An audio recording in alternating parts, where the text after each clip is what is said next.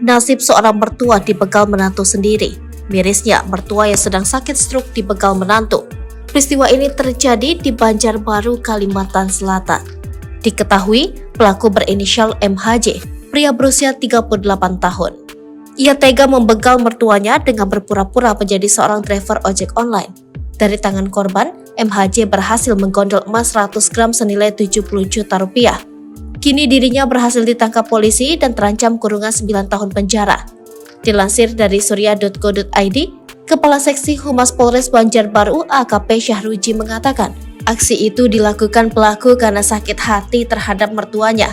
Saat ditangkap, pelaku mengaku sering dijelek-jelekan dan pernah diusir oleh korban.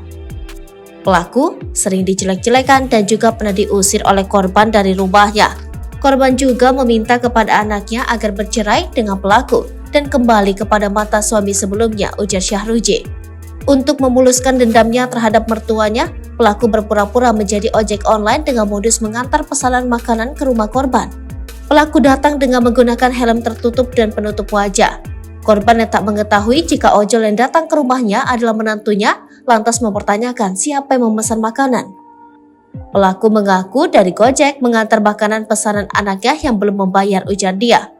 Korban yang belum juga mengetahui jika ojol tersebut adalah menantunya lantas meminta pelaku untuk mengambil uang di dompetnya karena korban mengalami sakit stroke. Karena si korban sedang sakit stroke, dia meminta pelaku mengambil uang di dalam dompetnya. Tapi uangnya tidak ada. Pelaku langsung melakukan pencurian dengan kekerasan, tambah dia. Tak mendapati uang di dompet korban, pelaku kemudian menyumpal mulut korban dengan tangan dan merampas gelang emas yang dipakai korban seberat 100 gram. Pelaku juga sempat mengincar kalung, tapi korban ketika itu tidak menggunakan kalung terang dia. Setelah mendapatkan emas korban, pelaku kemudian kabur ke Probolinggo, Jawa Timur.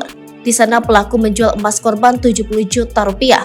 Sementara korban yang belum juga mengetahui jika pelaku adalah menantunya melapor ke polisi. Mendapat laporan dari korban, polisi kemudian melakukan penyelidikan dan pelaku mengarah kepada MHJ yang tak lain adalah menantu korban. Pelaku akhirnya berhasil ditangkap dan mengakui perbuatannya. Dari hasil interogasi, pelaku juga mengakui saat melancarkan aksinya, dia juga memukul, mencekik, bahkan menyekap korban, pungkas dia. Tidak semua uang hasil penjualan emas milik korban digunakan pelaku. Polisi menemukan 35 juta rupiah sisanya. Karena perbuatannya, pelaku kini mendekam di sel tahanan Polres Banjarbaru dan akan dikenakan pasal 364 KUHP tentang pencurian dengan kekerasan dengan ancaman kurungan 9 tahun penjara.